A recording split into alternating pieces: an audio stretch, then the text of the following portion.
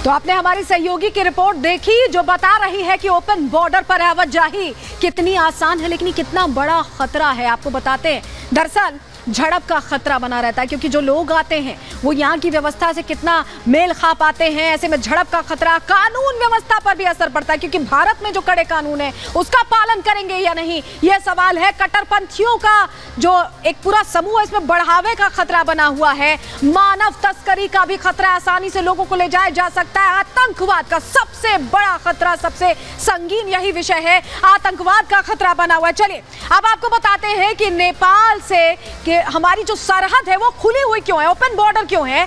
भारत नेपाल की जो 1800 किलोमीटर की सरहद, 1800 किलोमीटर की ये सरहद है। देखिए समझिए, 5 राज्यों से ये सरहद मिलती है। 5 राज्यों की हम जानकारी भी आपको दे देते हैं, कौन कौन से वो राज्य हैं। उत्तराखंड, उत्तर प्रदेश, बिहार, बंगाल और सिक्किम से नेपाल की सरहद भारत की सरहद से मिली हुई है।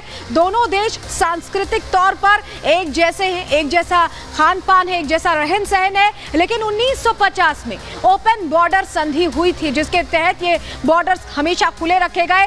Treaty of peace and friendship इसे नाम दिया गया था। भरोसा करके बॉर्डर्स को खोला गया। बॉर्डर पर कटीले तार नहीं लगाए गए जैसे पाकिस्तान के साथ बॉर्डर है, चीन के साथ एलएसी, वैसा नहीं है। और ये पूरी तरह से ओपन बॉर्डर्स हैं जिसको पोरस बॉर्डर समझा जा सकता है क्योंकि इसका इस्तेमाल अलग तरीके से हो रहा है। लेकिन हवाई अड्डा जो है, जो काठमांडू एयरपोर्ट है, वहां पर हवाई जांच होती है क्योंकि अब नेपाल की जो सुरक्षा है उसको भी समझ लीजिए।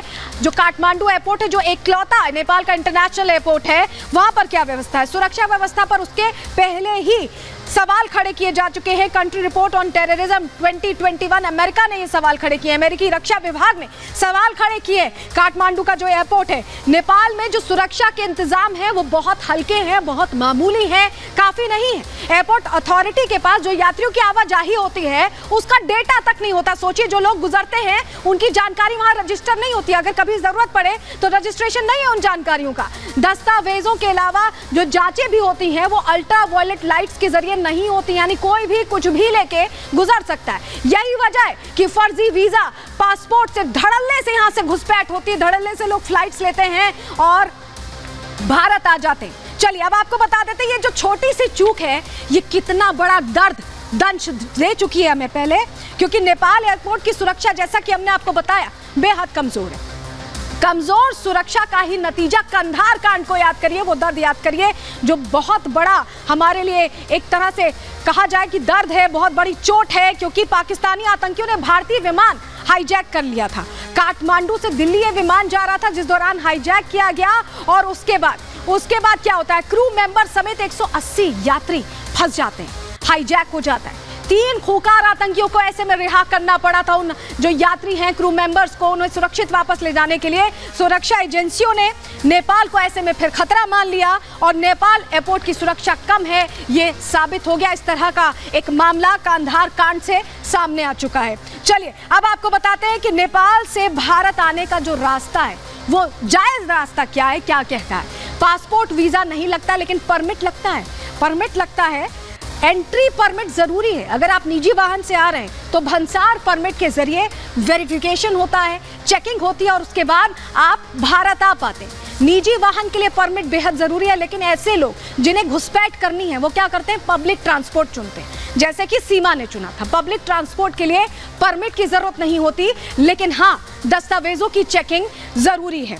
नेपाल में हमारी टीम लगातार पड़ताल कर रही थी, एक एक तथ्य को खंगालने की कोशिश कर रही थी और इसी दौरान जो सच्चाई सामने आई वो अब आपको हिला कर रख देगी, क्योंकि एक और सीमा से आपको मिलवाने जा रहे हैं और ऐसी कई सीमा है जो नेपाल भारत बॉर्डर पर रह रही हैं।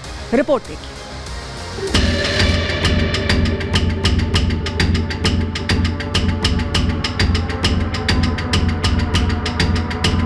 सीमा का खिलखिलाता चेहरा, मोहब्बत पर मेहरबान सीमा,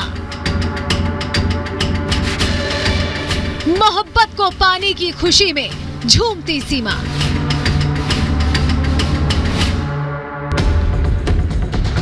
सीमा ने भले ही शातिराना तरीके से बॉर्डर पार कर लिया हो, भले ही सीमा ने अपने प्यार को पा लिया हो, लेकिन सीमा के अरमान अभी भी पूरी तरह से मुकम्मल नहीं हुए हैं। वहीं नेपाल बॉर्डर पर ऐसी कई सीमा हैं जो भारत आने का अरमान सजोए हुए हैं, जो सालों से अपनी मोहब्बत की राह देख रही हैं। इंतजार करते उनकी आंखें पथरा गई हैं, लेकिन उम्मीदों की रोशनी अब भी बरकरार है।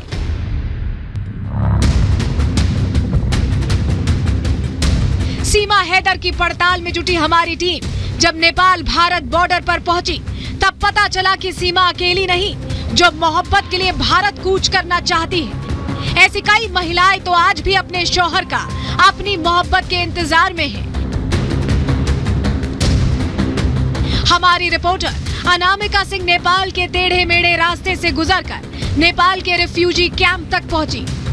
तंग गलियों में कोरकेट शीट से बनी झोपड़ी, जहां अंधेरे ने घर बना लिया था।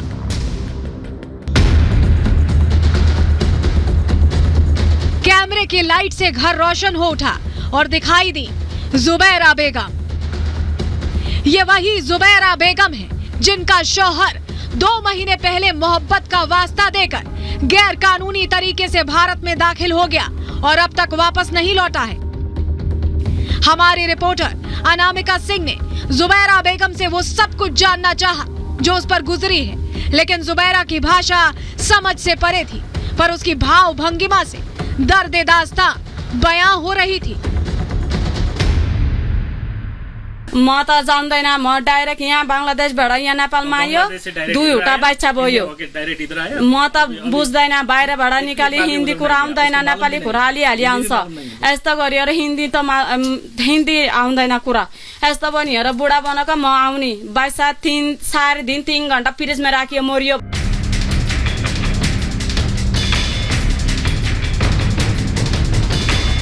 जुबैरा बेगम और उसका शौहर शौफीक 5 साल पहले बांग्लादेश से नेपाल आए थे। जुबैरा पति के साथ काठमांडू के कप्पन इलाके में रह रही थी, लेकिन कहानी में नया मोड़ तब आया जब जुबैरा का पति यानी शौफीक 2 महीने पहले दूसरी लड़की के साथ नेपाल के रास्ते भारत पहुंच गया। इस बात की पुष्टि हम नहीं करते कि शौफीक कहां है, लेकिन जुबैरा बेगम का दावा है कि वो भारत के जम्मू कश्मीर में है। आउने यस्तो भन्यो अरे, आराकोटा बङ्गलादेश कुतुपालङ बर्मालाको पुनायो आएपछि र बनाएको आएर बनाएको म त आउँदैन, तपाईँ बाइचा यहाँ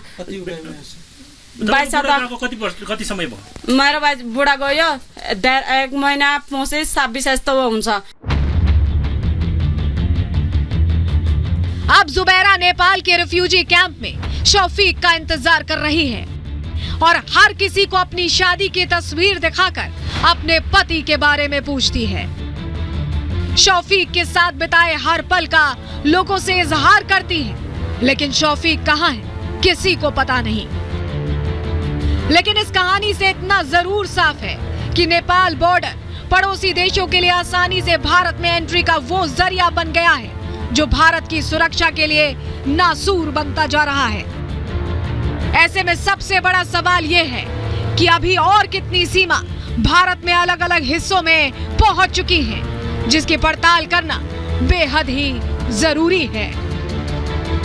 ब्यूरो रिपोर्ट, रिपब्लिक भारत।